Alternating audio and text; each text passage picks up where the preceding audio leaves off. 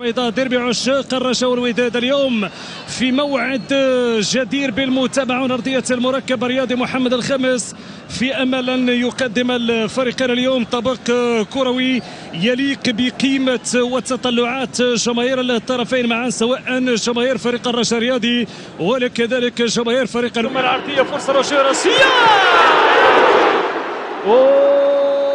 اكتسب طبع الخطورة للرجاء والإبعاد كان جميل من يسار مطيع، يتغطى الرجاء الرياضي في هذه اللحظات وكرة بهذا الشكل على ذلك حكم منح مخالفة. عرضية زاكر الأبدي وراسية حمزة خبا، يعادل اللقطة وبراسية بديعة من طرف حمزة خبا، يتمكن من إبعادها من الزاوية الصعبة. الحارس يوسف مطيع، كرة كانت متجهة نحو الشباك الحارس يوسف مطيع، لكن يقصر رجاء راس فريق الرجاء الرياضي وكرة ضائعة تعود لفريق الوداد عبر الحارس يوسف المطيع. ابعاد من المطيع، تدخل مع محمود، تدخل عبد الصمد بدوي. هنا العرضية محاولة راسية، ركلة جزاء يقول الحكم رضوان جاد فادت فريق الرجاء بعد تدخل أمين فرحان. لقطة تدخل أمين فرحان وإن صح التعبير تهور أمين فرحان، الكرة لإبعاد الكيرب اليد من جانب أمين فرحان.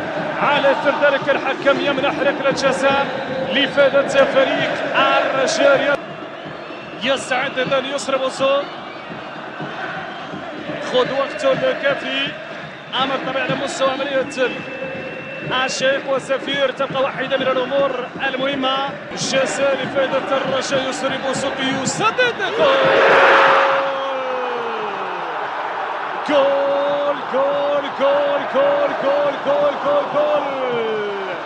وأول الجول من جانب الرجاء هذا من طرف يسري بوسوق من نقطة الجزاء، هدف في حدود دقيقة 39 ولا تفاعل من جانب كل مكونات فريق الرجاء الرياضي. الجزاء والتنفيذ من جانب يسري بوسوق الذي يسجل ثاني ركلة الجزاء وهذا الموسم رفقة الرجاء الرياضي، ويرفع حصيلته التهديفية ل3 أهداف.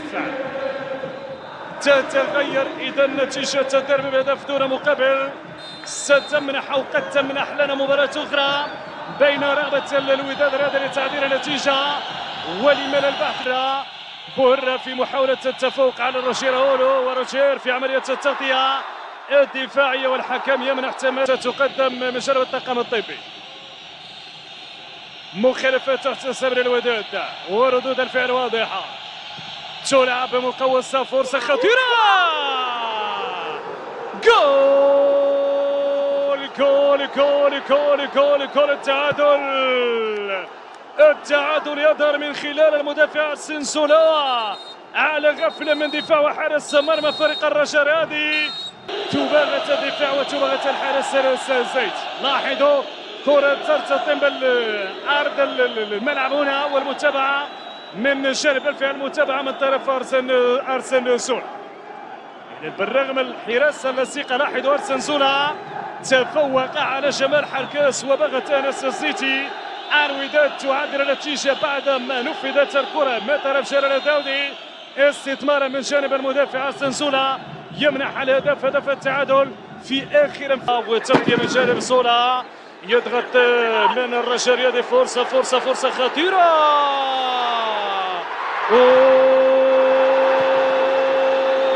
يسري بوسوق، يسري بوسوق ماذا فعل؟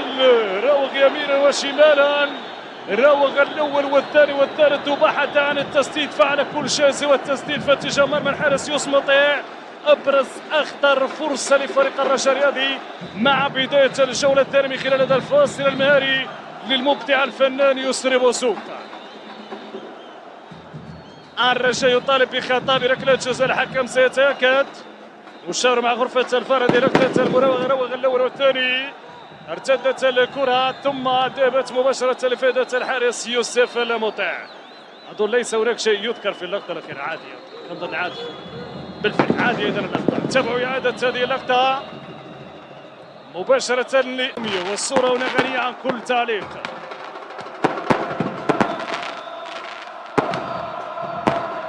أجواء حماسية، أجواء رائعة. المترجي وصلت عبر الطرف الايسر، رجويه من جانب بولكسوت، العرضيه هنا الفرصه في الخطوره، جول جول جول جول جول وي جول. لحظات قليله بعد دخول محمد بولكسوت، هدف براسيه باغت دفاع وحارس مرمى الوداد الرياضي. التايمينج المناسب من جانب بولكسوت على مستوى الانطلاقه بالراسيه، والتغيير كان مناسبا من جانب مندر الكبير. رمى بورقه هذا اللاعب بولكسوت الذي استطاع ان يسجل الهدف الثاني امام اندور دفاع وحارس مرمى فريق الوداد الرياضي. تتغير النتيجه هدفين مقابل واحد. لاحظوا الكره العرضيه ارتدت بعدما تدخل مدافع السنسوله، ارتدت الكره امام بولكسوت يخطفها بالراس ويسجل الهدف. كان الى جانب ايوب العمرود.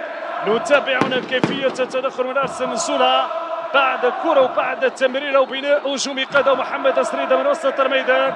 اسريده تدخل السنسوله، ارتدت الكره، دار بولكسوت امام ايوب العمرود وسجل هدف الثاني لفريق الرجاء الرياضي. تتغير النتيجه، تصبح هدفين مقابل واحد، واجواء احتفاليه كبيره من جانب جمهور الرجاء الرياضي بعد هذا الهدف الثاني في هذا الجوله الثاني.